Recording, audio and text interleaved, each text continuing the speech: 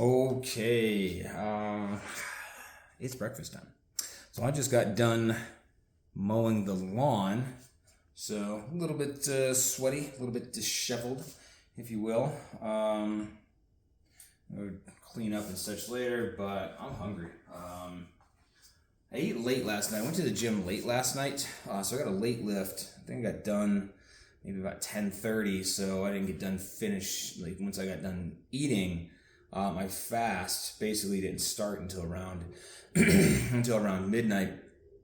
So it's only 9:30 now, so it's only been roughly 9.5 hours. So it's okay. Reason that's important is started doing with dieting, trying to diet down. It's like increase my proteins. I'm trying to get my proteins around to about 70% of food intake. Fats right now, or maybe I don't know. Their fats and carbs are blended. I'd probably say I'm getting around 20% fats and only 10% carbs. So I've reduced my carbs significantly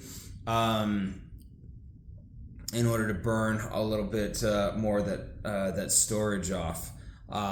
Where in the next, like this week and then moving into next week, I'll start reducing the fats as well to where I want to eventually end up on about 15% carbohydrates and then maybe only 10% fats, and then the rest is going to be protein. So the proteins will go up a little bit more to about 75%. We'll get there. It takes time dieting down, especially when it's one of those, like when you're in motion, you can stay in motion. You can probably hear the jets overhead. But when you're in motion, you can stay in motion. It's a lot easier to do something like that, and it is. So in the past, when I've already been somewhat athletic, like when I was running my studios, I was already at least teaching my students and exercise and go to the gym in the morning time to lift weights or go running or something like that. And then, teach classes throughout the rest of the day. And, I had meals throughout. But once I got to my studio at, say, 3 o'clock until 10 o'clock, I wasn't eating anything there because it was just teaching private lessons and, talking with students and calling people back, running a business and teaching classes and whatnot. So when I decided to start fighting, it was a little bit easier to get in even better shape and dial things in because, again, I already had some momentum going. I was already thin, I was already athletic. Then it was a matter of, maximizing certain areas and then tweaking things so this way I can, build more muscle and get faster and stronger and everything like that. Where I've still been running my studios up until about a year ago. But during the daytime, once I stopped competing, I pretty much turned more into just a stay-at-home dad during the daytime. And I did some other stuff as well. I was learning videography and photography and taking some college courses just for fun. Nothing serious or nothing. I have like an eyelash, man, bugging me. Nothing serious. Just playing around, just out of boredom mostly, and then teaching my classes at night. So, I gained some weight, and I was still, going to the gym a little bit and jogging a little bit here and there and, practicing martial arts a little bit, but it wasn't to the level of intensity, and that's a big thing. I see people, and I get these questions sometimes when I talk to people at the gym. It's like, hey, how do I lose weight? How do I get bigger? Increase muscle mass? And a lot of it is based off of your intensity. So you can go to the gym 4 days a week and say you have it, a nice routine put out to where Monday is like chest day. Apparently that's like a gym law or something like that. Monday is chest day, and you do 4 sets of flat bench at 10, 12 reps. And then you're going to do incline, and then you're going to do maybe some flies, and then maybe some dips, and you're going to end off with that. So you're knocking out like, say, 12 to 15 sets of just, chest exercises. And then the next day you do the same thing on back. You do another 3 to 4 exercises. You're knocking out another 12 to 15 sets. You can do that, and then after 2 to 3 months, you'll notice some gains. Like, hey, I gained some weight, but then I've kind of plateaued, and it's like I'm not really getting as defined as I wanted, or I'm not getting a lot bigger, and my strength is increasing, but it's now starting to slow down. It's the level of intensity. So, for example, like myself, so I did go to the gym last night, and yesterday was chest day, and one of the things is I have an idea of the exercise I want to do, but I flow through it. So for some reason at 9:30 at night on a weeknight, it was packed there. A lot of 20 to 25-year-olds there, but the thing of it is they were working hard. Like nobody was like sitting there on their phones, goofing off or something like that, or just hanging out bullshitting with their friends. They were all working hard. So it did start chilling out around 10 o'clock. But anyways, I had a plan in my mind. I was going to start off warming up with some cable presses, and then I was going to move over to the hammer strength decline presses, and then I was going to do. I think I had planned on doing dumbbell inclines. I was doing dumbbell inclines, and then I was going to finish off maybe with 1 to 2 sets on the pec deck. So I get there, and the gym is so crowded that there isn't, and it's a big gym too. They have a lot of equipment. I really like it. It's nice. It is an EOS, and you think, oh, it's garbage. It's like, no, it's actually a nice place. But all of the cables, and I don't want to say it was like 1, 2, and then 1, 2, 3, and then one outside. I'd say all the cable, we probably have almost a dozen cable training sessions that I could have, done my cable presses on, and every single one of them was taken. So I was like, all right, well, I'm not doing that one with similar cable presses. Well, I was like, well, I'll just go straight into the hammer strength presses. I'll start off with some light weights to get the warm up, and then go from there into working sets. Well, those were all taken as well. I think we have 3 or 4 of those. So I just decided to go over to do dumbbells. Well, when I do the dumbbells, instead of doing like, oh, I'm going to do 4 sets of this, and then, this and this and this, I do 2 warm up sets. And then I think I only did 3 working sets. So what that means is start off with like 50-pound dumbbells. And I can knock out, say, 15 of those. And those put enough stress on me to where I'm getting a warm up, but I'm not overstretched. I can really get the stretch and the press and the squeeze into it and concentrate on form because I'm just still warming up all the muscle groupings. But it's also 10 o'clock at night, roughly, so I'm already warm throughout the day. Then I go into the working set, so I bump it up to 70s for the first set, and I can knock out 12 to those. And then I for the last 2 sets, I was up at the 90s, and then I can knock out struggle with 8 of those is where I'm at. And that's all I need. I don't need a whole bunch more. Then I can just move over right into the dumbbells. Well, dumbbell incline, and I'm already warmed up for there, so I can go straight into working sets, and I don't have to do any warm-ups. So now I can just knock out 3 heavy sets of, say, 70, 75s, I think I was at, for the inclines, because the chest and the shoulders were already starting to get fatigued. So it's the intensity level. There were other people doing exercise as well. They're doing about the same reps, but I can see that they're not really pushing, they're not really struggling in order to get that weight up. It's nice and easy, and they get done with the set, and it's like, oh, I got a good exercise, and then it's like, and I'm not insulting anybody, but what I'm saying is if you're not seeing gains, it's probably because your intensity is way too fucking low. You really have to, if you want to grow, if you want to get, whether you want size, whether you want strength, whether you want to get cut up, you still have to be intense about it. The exercise, you got to stimulate that muscle. You don't have to annihilate the muscle, you just have to stimulate the muscle. So that's why I'm not doing like 6 sets on stuff and, like the classic, a lot of people, they still go back to the Arnold days. Those guys really did help us push into it, but once we got into the 80s, Lee Haney started changing things up, and then we started getting to like Dorian Yates, like the real monsters of the 90s, and they've started cutting back. So it's like, okay, I got my warm-up sets, and then I got like 2 working sets. So a workout's now only taking 45 minutes, opposed to when you listen to like I grew up in high school reading the Arnold Schwarzenegger Encyclopedia of Bodybuilding, the yellow cover, the original. My high school had that, and I checked it out like every 2 weeks, and I think I had that thing I checked it out every 2 weeks for like a year so I could learn about it, because that's all I had back in the 90s.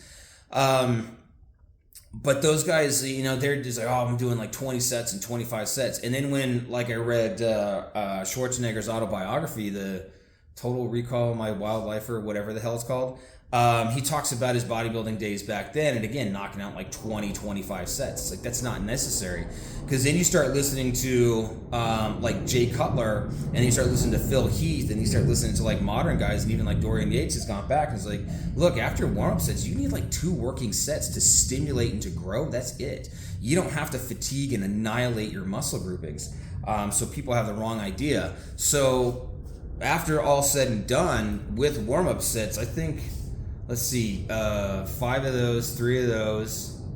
So I did 3 incline. I did, including the warm-ups, I did 5 dumbbell flat bench, which, by the way, also listening to these modern day champions, again, like the Phil Heath, like the Ronnie Coleman, like the Jay Cutlers and the Dorian Yates, they all quit flat bench. Flat bench is for fucking high school kids. They all start off on flat bench, and that's fine. The reason being is because once you get to, and I know at their level, but the intensity is still there, and once you have that intensity, you're going to get a shoulder injury. You're going to get a pec tear. So all of those guys have learned throughout their careers. Eventually, they all had some type of issue. They're flying today. I like it. It's a lot of people that annoys them. I like hearing the jets. I think number one, it's just, a technological marvel on what these guys can do. But my college, sorry to get off subject, my long time ago, my college roommate, his dad was a fighter pilot, retired 20 years Air Force, and he went through, I think he graduated in 78, 79, if I recall. I don't know why I do. And he flew for like 20 years, and he told me a couple of stories about, it's like, oh yeah, I flew here, and they look like little ants, and you're just seeing, how many ants you can wipe off of the fucking map when you have your little radar and shit like that. But anyways, it's just the stories I heard of like the jets and what they can do, and now we've got YouTube, we can kind of see what they can do. It is fucking amazing. So anyways, as far as dumbbell presses, all of these guys eventually switched to dumbbell flat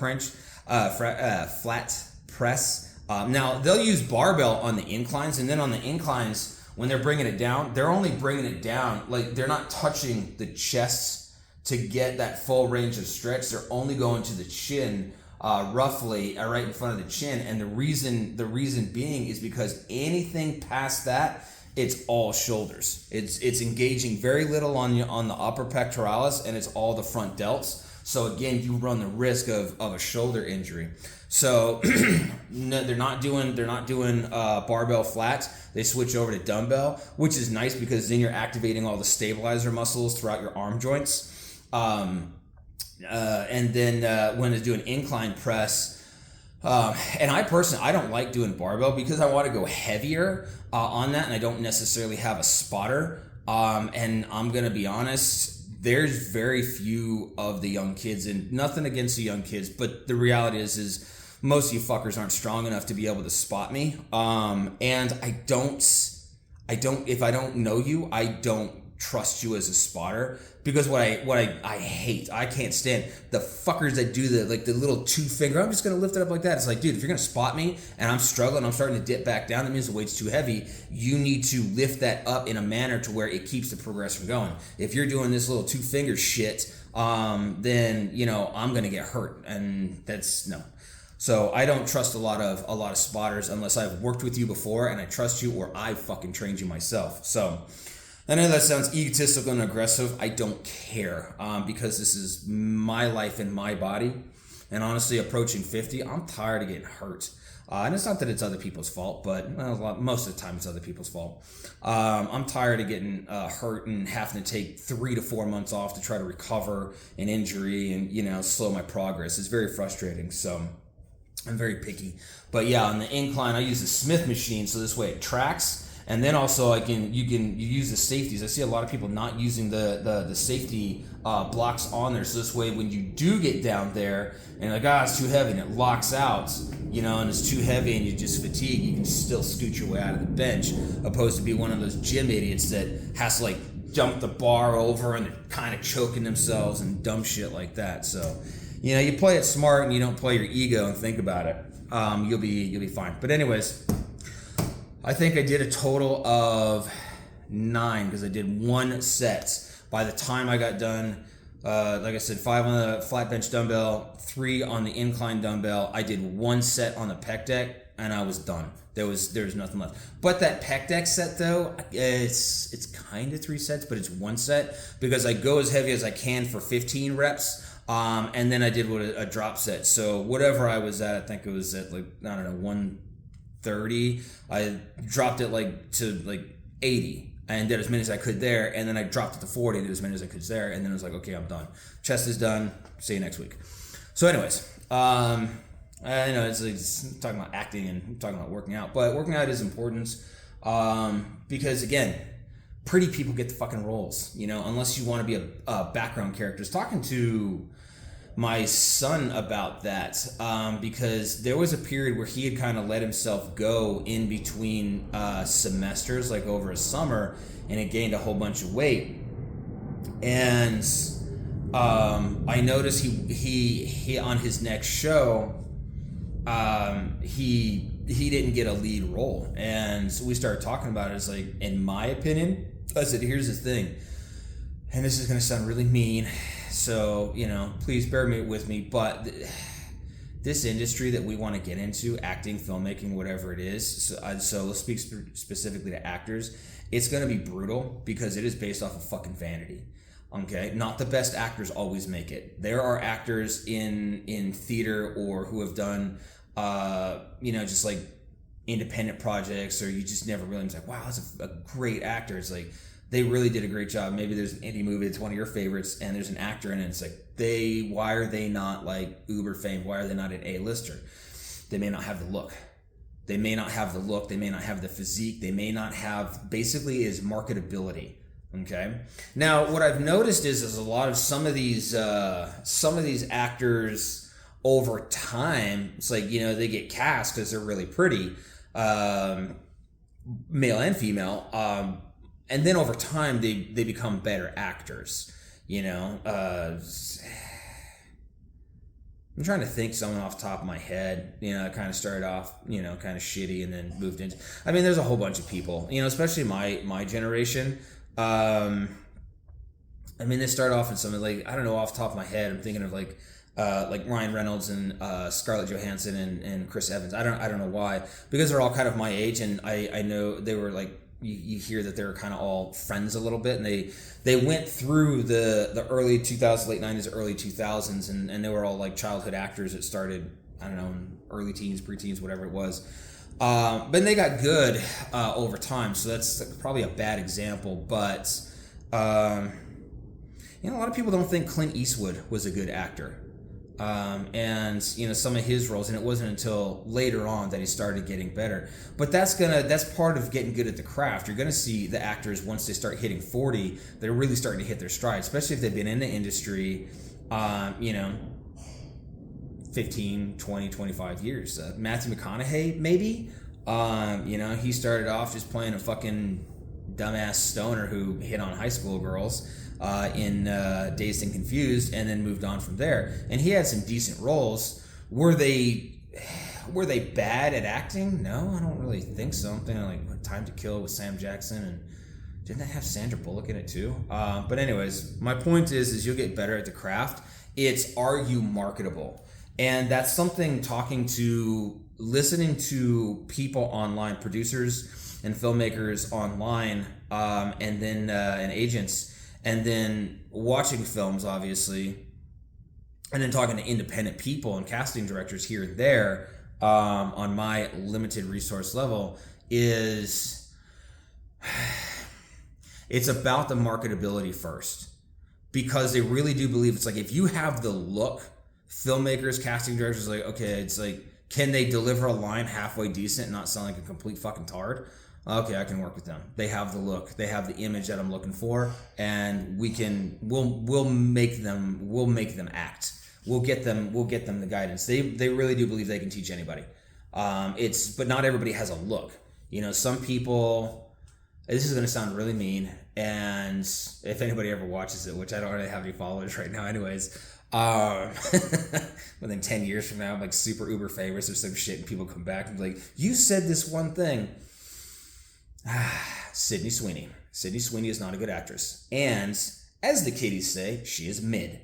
And what I mean by that is she is not unattractive, but in my personal opinion, I believe she is being overhyped. And I know this sounds really shitty to say because, again, we're supposed to be positive, and I'm not trying to shit on her. She has a career, and good for her, and I hope it lasts. But if I'm being honest, if I'm stepping out and I'm trying to look at it objectively, she doesn't have a unique look. As far as physicality, I mean, shit, you can take anybody. What the hell is his name? Better Call Saul. Bob Odenkirk? Odenkirk? Is that his name? Bob Odenkirk? When he did Nobody. You know, he got in super good shape to play that role in Nobody.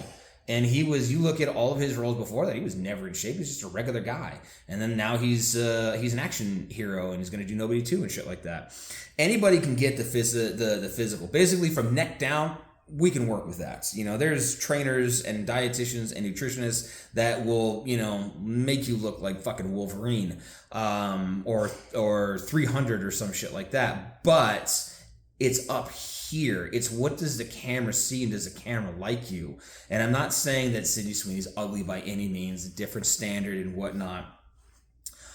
But if you're really thinking about longevity of people that you kind of want to go see on a regular basis, I know it's weird to say, it's like they do have like a certain look. Now, what that look is, I don't necessarily know. I can't put my finger on it. And I hear casting directors and I hear agents say the same thing. Like, I don't know. I just know it when I see it. And I'm kind of starting to understanding what they're seeing, because people in Hollywood actually are not, in my personal opinion, the most attractive people on the fucking planet. We're sold to believe that they're most attractive people, but you can go to any gym or any college, or, you know, just walking down the street to the grocery store, and you can see someone, male or female, who's 10 times more attractive than just about anybody you've seen on a fucking camera. So it's a look that sells, is what it is. I believe my son has that look. I don't have that look, but I don't really give a shit, because I want to eventually get into directing and producing. Acting is just like stepping stone to get to the next level.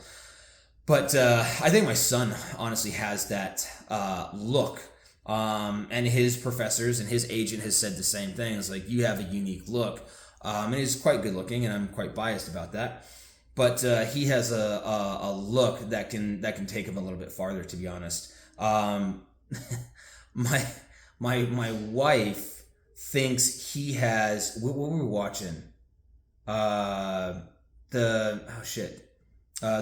latest Guy Ritchie movie with Cavill and what is it? Alan Ritchson.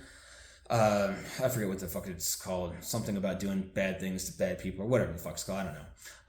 But there's a couple of scenes in there where he turns and he looks at the camera, he smiles at the camera a certain way, and my wife's like, "Look, there it is." And I was like, "What the fuck are you talking about?" She thinks that my son looks a little bit like Henry Cavill. I'm like, "What?"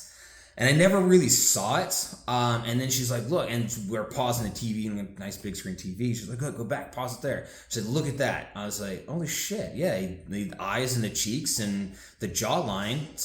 My son has a big fluffy beard right now, but yeah, if he were to do that, it's like, yeah, he kind of does, you know, look like Henry Cavill. So it's like, hey, good for him, right? And my son does have the blue eyes, because, you know, me and his mom both have blue eyes.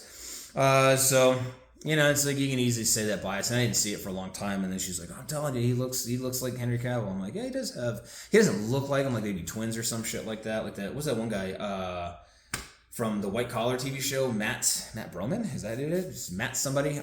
He can pass for, like, you know, Cavill's brother. But as far as my son, it's like I see it now. But yeah, he does have a unique look to him.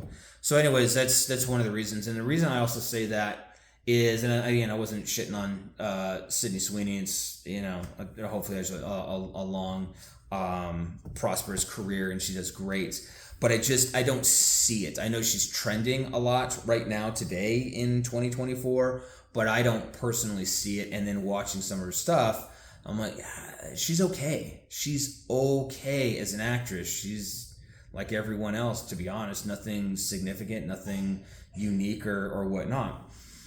But in 10 years, with more roles, more challenging roles, acting coaches, blah, blah, blah, blah, blah. I mean, who the hell knows? Maybe in 10 years, 20 years, 30 years, whatever it is, however long her career is, maybe, she becomes one of the top actresses and you're looking at her and it's like, yeah, she's amazing. She's a great actress. So I don't know. Anyways, I also see that, and I bring that up also because lead into the next little part there is, I'm supposed to be making some fucking breakfast. I'm hungry. Anyways, let me get some food out here. It's in a run in my mouth. I can do that. Now, the reason I say that is because when I talk to other younger actors, newer actors, even people who have been doing it for a couple of years, one of the things that I notice is they'll get frustrated and they'll struggle and get frustrated really easy. And they need encouragement. So, you talk to someone or you see a post on like Reddit or something like that. And it's like, oh, I've been acting for, 2 years or 3 years. And, I got a couple of small things here and there and my friends are doing. I saw this one the other day. It's like, me and my friends are all actors. Like me and 4 of my friends are all actors and I'm not getting any, I haven't gotten any roles this year at all. And I'm tired of going, submitting video auditions and then maybe going in-person auditions and not getting callback and people saying, you did good and thank you and just whatever, not basically getting anything from that. Well, getting into this, there's been several famous actors, Michael Keaton, Batman. He has said it. He's like, changed my mentality. And the audition is the job. So there's an audition that comes up. And I will give 100% effort into that audition. And then I will go home. And that is the job. And the work is done. And that's it. I don't, stress over the callbacks and yada, yada, yada. And he's even said, it's like, I decided to leave acting and raise my family. Because someone had given him advice that, it's like, acting will always be there when you come back. But your family will eventually grow up and you will miss those years, which is true. So, but the point is, don't let it get to you. And there's a lot of factors into it from my limited knowledge and experience at this point in this stage. But don't let it get to you. You go on an audition twice a week. And you don't get anything. Maybe you get a callback once in a while. You don't get any callbacks, and you do that for 6 months straight. And you're like, "Oh, I'm gonna give up. It's not working." And yada yada yada. You got to start being honest with yourself, and you need to do an evaluation. So this is where kind of the business side comes into it, because remember, you're the brand, you're the product, and you have to look at it in that sense. Why is nobody buying my product? You're the product. It's the same thing when I ran my businesses. If I'm not getting signups, if I'm not getting students in, or if I'm not getting clients, whether it was, the marketing business I had or the martial arts studio that I had, if I'm not getting clients, if I'm not getting students, I have to look and say, why am I not getting them? What is going on? You have to start looking at it from the customer's perspective. So you have to start looking at it somewhat the best you can as a casting director. I think part of the problem is with newer and younger actors, they kind of just want to act in anything and everything, thinking that they can actually do the role. Business people, when they get into their small businesses in the beginning, they have the exact same mentality, which is you ask them, it's like, okay, well, who's your target market? And they're like, everybody. My product, my service works for everybody. When in reality, no, the fuck it doesn't. And when it's like you are the product and Like, okay, well, what's your typecast? Well, I can do everything. I can play this and I can do this. I can do this. You got to be honest with yourself. You can't fucking do everything. Okay. I can't do everything. I'm not playing a fucking 25-year-old. Shit. I'm not, playing a high school kid anymore. And it's like, well, that's easy because it's age. Like, yeah. Well, there's still a lot of stuff I'm not going to do. I'm naturally a bit more of a boisterous, crass, honest, aggressively natured type person. I like my guns. I like my motorcycles. I love my martial arts. I like skydiving. I like adrenaline type stuff. Now, I'm not like ready for, to be sponsored by Red Bull yet, but I like all of that stuff. I like lifting weights. I want my muscles back. To a point, I want my abs back, but it's okay if I don't get that because I want to do so. I want to play the villain. I want to play the bad guy. Which, speaking of, I got a call back for this Friday. I did an online submission and I got a call back for this Friday to do an in-person audition. And guess what I'm playing? A 45 to 55 grumpy old man who doesn't want to be there in the scene. And it's like, I told my wife about that and she's like, hey, you can do that. I'm like, yeah, I can do that because I don't want to be a lot of fucking places and I'm probably a grumpy old man. So you have to figure out your typecast. So just like in business, start the damn microwave. Let me pause it for a second so you don't have to listen to the microwave. Okay, and we're back. All right, so you're a business. You're a brand. You're the product. Why is nobody buying your product? Why is nobody casting you? That's really what you're doing. Why is nobody buying your product? Is the packaging? Is the look? Okay. I got the midsection, and it's not from beer, by the way. I don't drink. I don't drink. I don't smoke. I don't smoke weed. I don't drink soda. I drink a lot of water, and it's just something that has kind of come with age.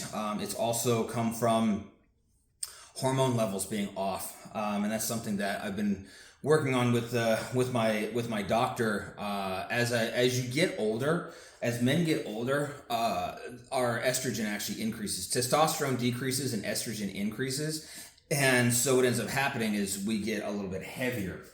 So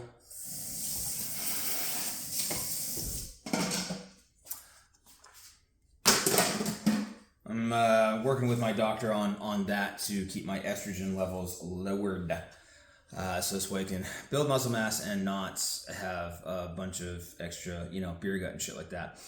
Because it's going to be hard, It's like I plan on doing, like I said, I want to play a villain. And playing a villain, I'm probably going to have to do scenes where I move. I'm going to have to do a fight scene or something like that. And I don't want some stunt guy doing my shit for me. I do my own stuff. Anyways. The look of your product, the packaging. This is your packaging. How's your hair? How's your makeup? Are you keeping yourself clean cuts? I remember seeing, I think it was during COVID or something like that, it was Jon Hamm. So I remember Jon Hamm because I watched him in Mad Men.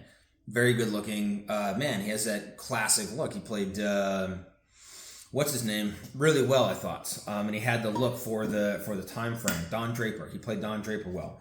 And then during COVID, he kind of let himself look all shitty and old and stuff like that. Well, he obviously doesn't have hair and makeup people, working with him. But still, when you look like every other guy on the street or something like that, not that there's anything wrong with that, there's not.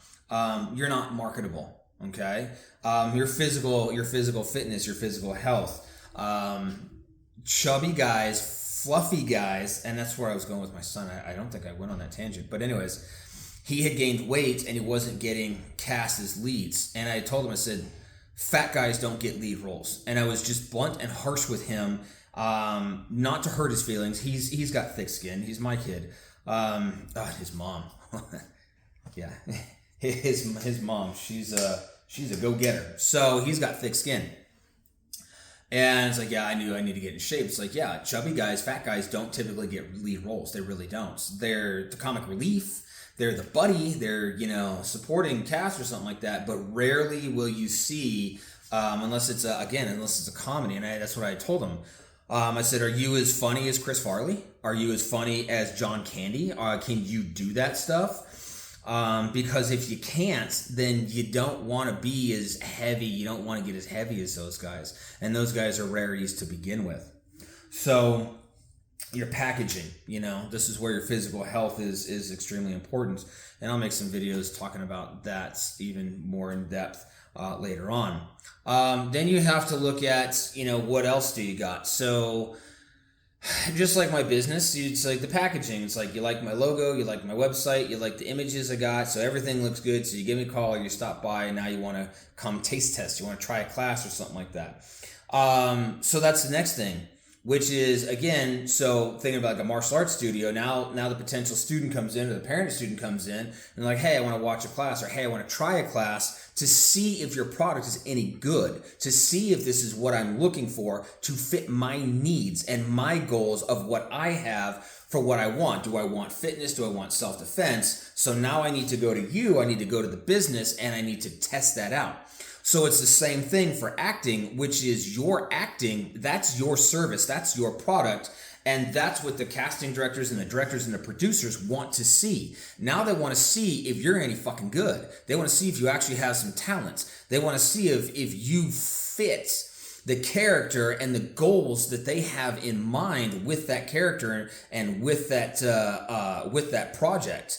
Okay, and if you don't have it, well, then you're going to move on. And the same thing, if a potential student came to me and I wasn't exactly what they wanted, say I'm doing kickboxing and they wanted jiu-jitsu, but they tried it out anyways, I'm like, yeah, I thought, but no, I think I do want jiu-jitsu. It's like, oh, okay, well, then you move on. It's the same thing for you. And that's why it's like, don't get offended. You're not going to land every goddamn role. You're just not. And if you start going, it's like, it's desperation. And it's the same thing in business. When the business owner thinks that they can service absolutely everyone, that's when they end up servicing absolutely no one, because they don't have a target market in mind. Your typecast is your target market. So you have to figure out what you can play. More chance.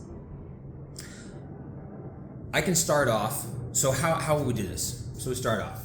Well, all right. Well, I can play men 45 to 55 because, man, 45 to 55. Get a little facial hair there. Get, some gray. Got some gray. I got some snow on the roof. But if I shave it off and you can kind of see it, I'm not using any filters. I don't use filters. I do actually have pretty okay skin. Okay, I don't have a bunch of pits in my fucking face, and it's, again, don't be insulted if you do, please. But I have smooth skin. I cover it up with a beard, and I cover it up with a beard for a specific reason, because I look fucking weird without it.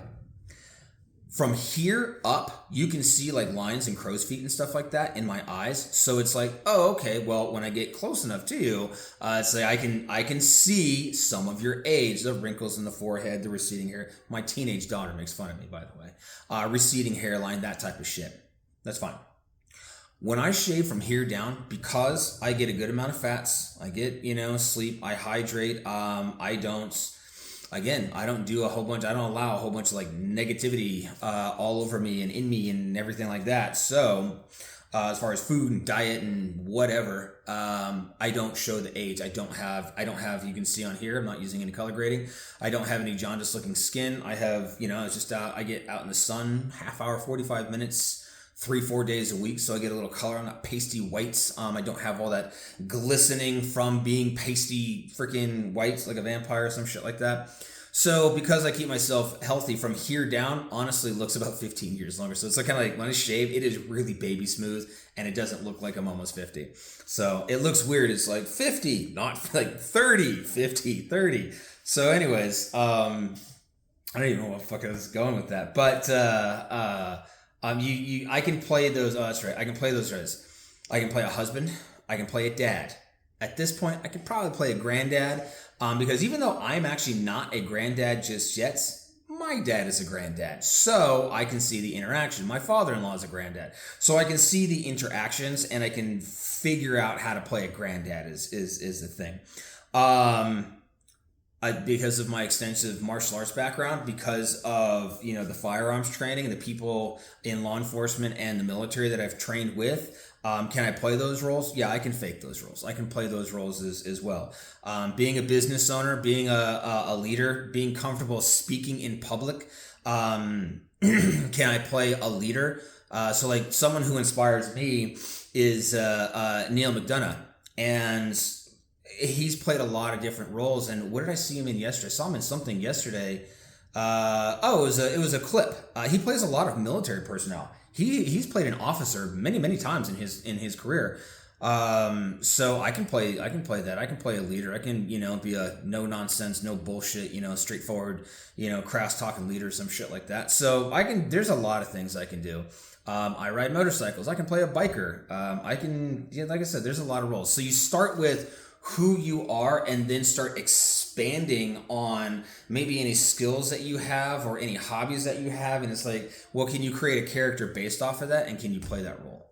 And even though you may not have direct knowledge or experience with whatever that character is, do you have some type of connection that gives you a similar mindset as that character that would allow you to kind of jump inside of their mind and their life and then just run with it? Okay, so typecasting is something. So you got your packaging, and then you got your typecasting, what roles are you going for? Because if you're going for the wrong role, then it's not going to work. One that I was interested in was a spaghetti western, and it was a cowboy movie basically, and the guy was it was like a spoof, and the guy was traveling around trying to sell his spaghetti and meatballs recipe is what he was trying to do. Well, they kind of did want someone who had a little bit more color to their skin and darker features, basically as someone who's maybe a little bit more like an actual Italian cowboy would have been the role, and they wanted him 35. Could I pull off the 35? Honestly, with some hair coloring, a cowboy hat, and maybe a shaved face or, some, just a touch of men or whatever the hell that thing is. Yeah, I could probably pull off 35, but I can't pull off Italian. And it's not because of cultural appropriation, because I don't fucking care about that. I really just don't. You don't have to be the thing in order to play the thing. I don't have to have been a Navy fucking SEAL in order to pretend on camera to be a Navy fucking SEAL. And I know you're like, oh, but that's not the same. Sure it is. I'm not Russian.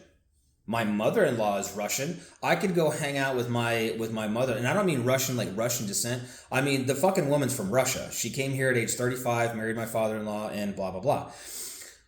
I could go and hang out with her and just like talk to her and hang out with her, and eventually I can pick up her accent and mimic it, and maybe a few words here and there, and then start understanding the culture, because she grew up as an adult. She was a single mom for a while and raised her son there until he was like 10 or so, and she didn't move here until I think 36. So can I pick up on the Russian culture? Yeah. Can I look like I'm Russian? Fuck yeah. I could do the same thing with just about any Caucasian, European descent, anything. I could pull it off. Okay. So I don't play that cultural appropriation bullshit game. Now, am I gonna go and play fucking Dr. Martin Luther King? No, because that's just stupid. I don't even care about a cultural appropriation. That's just asinine. So I'm gonna play roles that I can fit, because if not, then I'm just an idiot. So but that's just comical to me. Okay. And by the way, it's like, the way I am is equal rights for everyone, but special treatment for no one. Okay, and that's my personal philosophy. Love everyone the same, but also hate everyone the same as well. But anyways, so you got to be able to deliver lines as well. So can they work with you? So now that you sold them on your product, and you're like, okay, well, this is what I'm looking for. Now, can you deliver the lines? Can you do the work? In order to do that, because it's the same thing. Student comes to me, they sign up, they're like, hey, this is what you're looking for. 3 months into it, they're like, I'm not getting the goals that I signed up for originally, because you, the instructor, you're not doing the work. I don't feel that your classes are good. It's almost like your first class was awesome and kind of sold me on it, but now that I've been doing this, I'm kind of not sold on it anymore. I don't think that you're now the right studio. It's the same thing as you as an actor. You get into there and you start you guys start rehearsing for roles and you start doing your blocking, and if you can't do it and you can't deliver lines and you can't remember stuff, then I mean, you're gonna get fired. You're gonna get that role's gonna get recast. What's a famous one? I watched this show on Netflix called The Movies We Grew Up On, or The Movies We Like, or The Movies We Love, or some shit like that. And anyways, they're talking about, it's basically the behind the scenes of some of these movies. And one of them was Back to the Future. And it's quite known that the guy who, Eric something, who played in Mask with Cher, got cast for that, but he played the role a lot more serious and a lot darker than when they recast Michael J. Fox. He played it, a younger, fresher, a little bit more silly. It's more family oriented, I guess. It just had a lighter. He brought a lighter sense, a lighter feel to that role. And then that's going to happen if you can't remember your roles.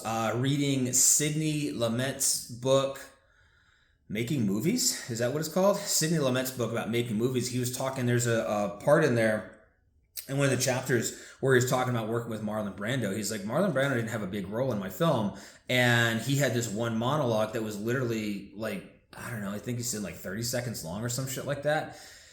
And he said they had to do, if I recall specifically, they had to do like 32 takes because the guy doesn't study lines and he just kind of just goes with it, and he could not get it straight. And they had to take breaks, and the crew really had to be patient. And Brando's starting to get frustrated because he's not doing it, because he didn't fucking study the lines. And he was having issues, I think, hitting the marks as well. And basically, Matt was saying, it's like, for someone who's considered the greatest actor of all time at the time, I think this was in the 70s, someone who's considered the greatest actor at all time, it's like the guy's basically a shitbag, and he's fucking up my project and my production here, and he's costing us a lot of time and money. So that's the thing. It's like you don't want to. It would be again the same thing. If I'm costing my students time and money and they're not getting the results that they want, then they're going to quit and they're going to be pissed off about it, and they're going to write bad reviews. And that's going to turn into possibly other people not coming to my studio. As you, an actor, if you're a bad actor and you can't hit your marks and you're not studying your lines and you're showing up fucking still drunk from the night before, and you gotta puff on your freaking electric dick every damn 20 minutes, and you're just wasting everybody's fucking time, then you're gonna get fired, and you deserve to be fired. Because I know if I was a filmmaker, I wouldn't tolerate that shit. And if you're gonna cost me time and money, I'm gonna make sure that other producers and directors know that you're costing me time and money, and you piss me off, and they're probably not gonna hire you either. And that's a harsh truth and a harsh reality that I think people need to get. Not everything in acting is happy, happy, joy, joy. In college, it is. We're really, to help build up the self-esteem of the actor, a lot of teachers really do, to a point, coddle the actors to build up their self-esteem. And that's fine in the beginning, but as they, progress and they've been in the college for 2 years or 3 years or 4 years, the professors and the teachers need to start telling them, it's like, okay, well, now you've got some confidence, and now here's the truth of the acting industry. It's going to make you fucking cry.